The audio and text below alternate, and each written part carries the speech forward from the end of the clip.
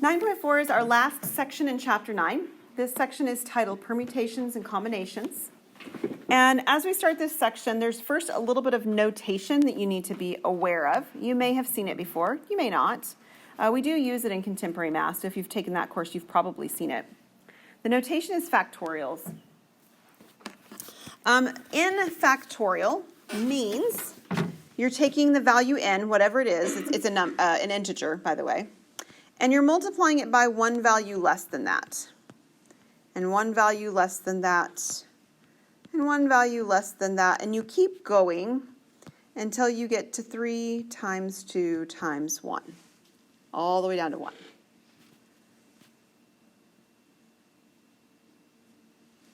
So this works for, we'll actually say n is a whole number. You could introduce integer if you wish, but whole number is better. Whole number, and n is not 0. When n is 0, 0 factorial is defined to be the number 1.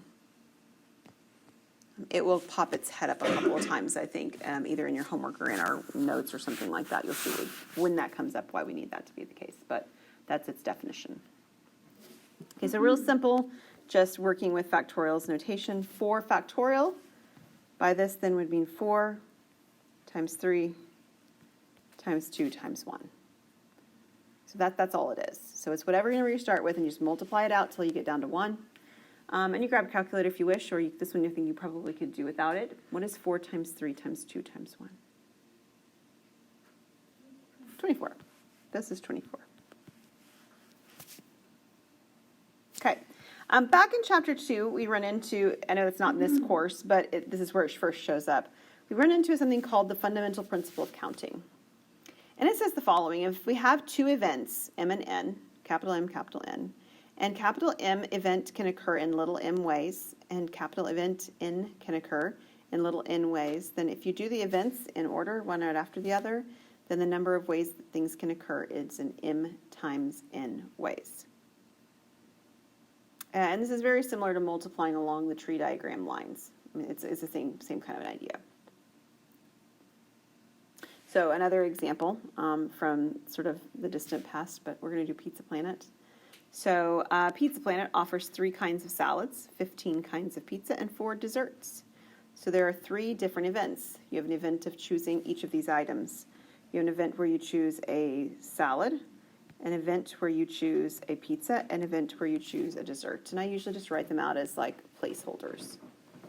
So how many salad options do I have? 3. How many pizza options? 15. And how many dessert options? 4. And we're choosing one of each of these things to create this meal deal. Okay? Everybody's got their meal deals there. So does Pizza Planet. And the fundamental theorem of counting.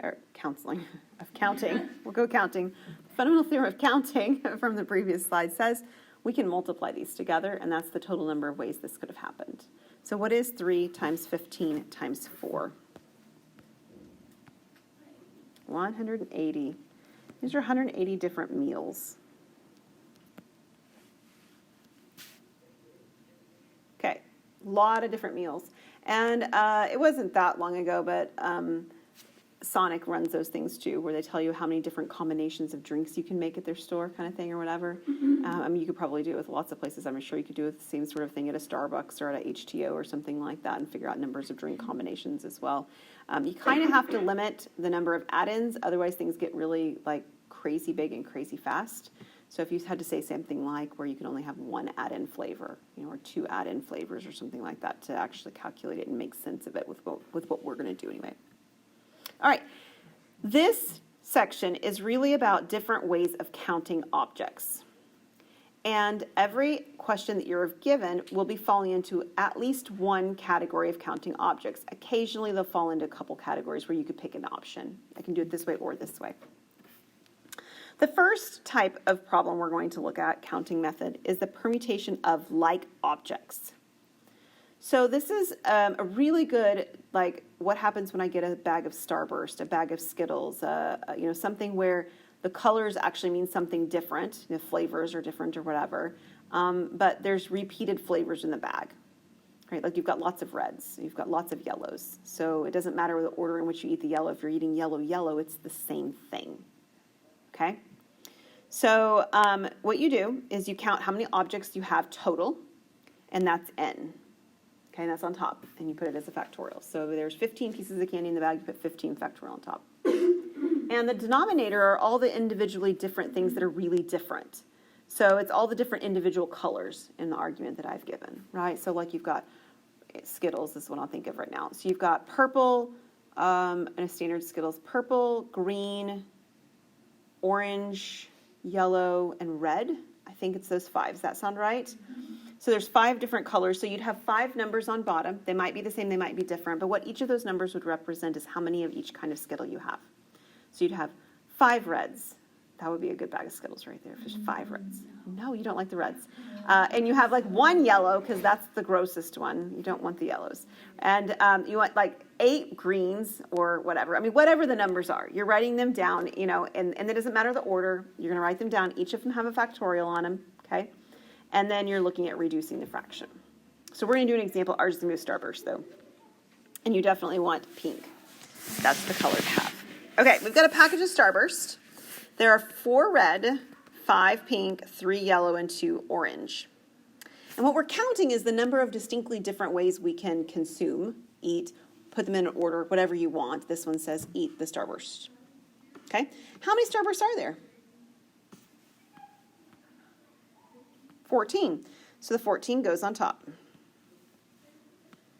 And then we've got to go and look for each of the individuals. There's 4 of these, 5 of these, 3 of these, and 2 of these.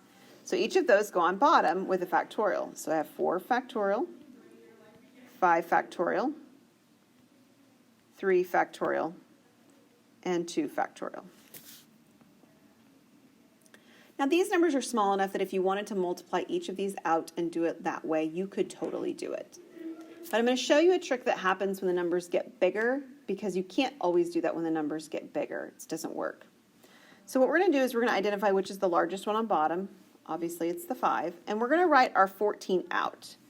But we're going to stop when we get to 5. So 14 times 13 times 12 times 11 times 10 times 9 times 8 times 7 times 6 times 5 factorial. Now, you can't just reduce factorials unless they cancel out completely. And one of them, I'll move it to the end, does the 5 factorial. The others don't, so you have to write the others out, right? 4, 3, and 2. So I've got 4 rather. 4 times 3 times 2 times 1. If you don't want to write the times 1, you don't have to. I have a 3 times 2 times 1, and I have a 2 times 1. So as you work with these, I canceled my 5 factorials. Everything on bottom must reduce with something on top, because you have to get a whole number, because we're counting numbers of ways something can happen. Something cannot happen a fractional number of ways. So we will be able to reduce everything on bottom with pieces that are on top.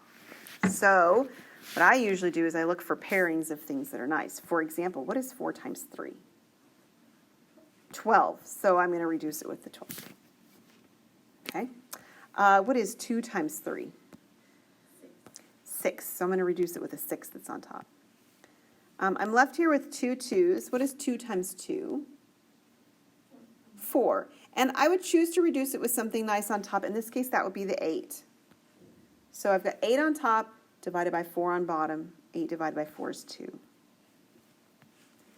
So when it comes right down to it, the only numbers I'm actually multiplying are the numbers that remain. So 14, 13, 11, 10, 9, 4, and 7.